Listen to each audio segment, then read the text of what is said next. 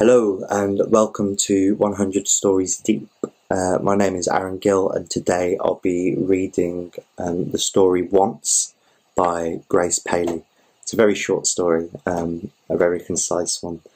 And the reason why I've chosen the story today is because I really enjoy how, not just in this story but in a lot of Paley's stories, the passage of time is something that she plays about with quite a lot. You can go from one day to, in this case, 27 years within the space of a sentence, and then back again as well.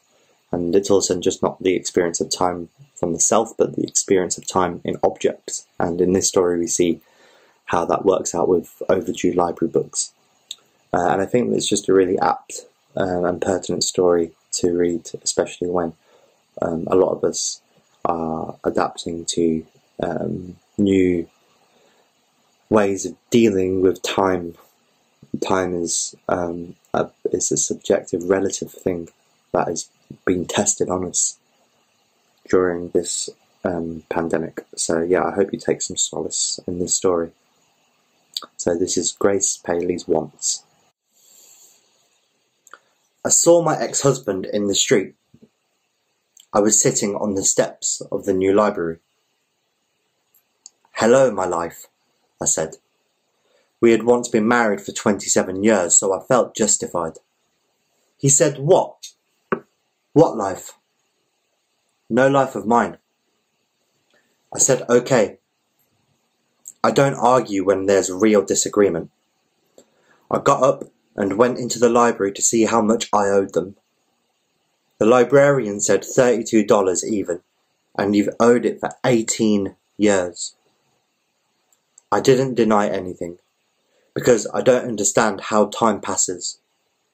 I have had these books. I've often thought about them. The library is only 2 blocks away. My ex-husband follows me to the books returned desk. He interrupted the librarian, who had more to tell. "In many ways," he said, "as I look back, I attribute the disillusion of our marriage to the fact that you never invited the Bertrams to dinner." "That's possible," I said. "But really, if you remember, first, my father was sick that Friday. Then the children were born. Then I had those Tuesday night meetings. And then the war began. Then we didn't seem to know them anymore. But you're right. We should have just had them to dinner." I gave the librarian a cheque for $32. Immediately she trusted me, put my past behind her, wiped the record clean, which is just what most other municipal and/or state bureaucracies will not do. I checked out 2 Edith Wharton books that I had just returned because I'd read them so long ago, and they were now more apropos than they ever were. They were The House of Myrrh and The Children, which is about how life in the United States and New York changed in 27 years, 50 years ago. A nice thing I do remember is breakfast, my husband said. I was surprised. "A nice thing I do remember is breakfast," my husband said. I was surprised. All we ever had was coffee. Then I remembered that there was a hole in the back of the kitchen closet which opened on into the apartment next door. There they always ate sugar-cured bacon. It gave us a very grand feeling about breakfast, but we never got stuffed and sluggish. "That was when we were poor," I said. "When were we ever rich?" he said. "Oh, as time went on, as our responsibilities increased, we didn't go in need. You took adequate financial care," I reminded him. "The children went to camp 4 weeks a year and in decent ponchos while sleeping bags and boots, just like everybody else. They looked nice. Our place was warm in winter and we had nice red pillows and other things. I wanted a sailboat, he said. But you didn't want anything. Don't be bitter, I said. It's never too late. No, he said with a great deal of bitterness. I may get a sailboat. As a matter of fact, I have put money down on an 18-foot 2 rigger. I'm doing very well this year and can look forward to doing better. But as for you, it's too late. You'll always want nothing. He had a habit throughout the 27 years of making a narrow remark which, like a plumber's snake, could work its way down through the ear, down the throat, halfway to my heart. He would then disappear, leaving me choking with equipment. What I mean is, I sat down on the library steps, and he went away. I looked through the house and mirrored but lost interest. I felt extremely accused.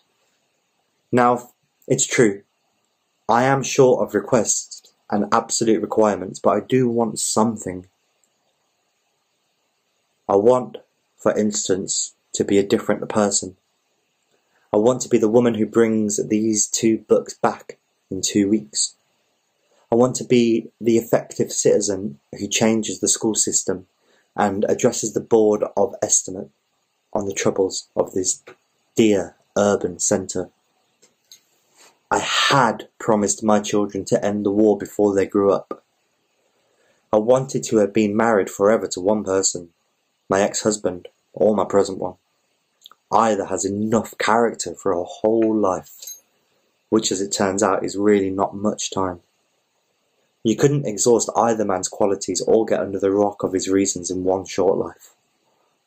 Just this morning I looked out to the window to watch the street for a while and saw that the little sycamores of the city had dreamily planted a couple of years before the kids were born had come that day to the prime of their lives.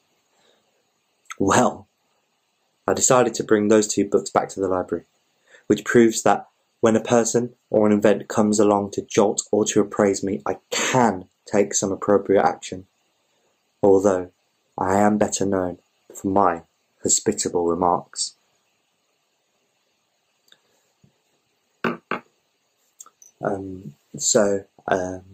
Before I leave you, I just ask you, what do you want? What do you want? Write it down on a piece of paper. Keep it stored somewhere safe. Thank you very much for listening to this story. If you want to hear more stories in the 100 Deep series, subscribe using the link below and follow The Gap on its socials. I've been Arron Gill. Ta-ra.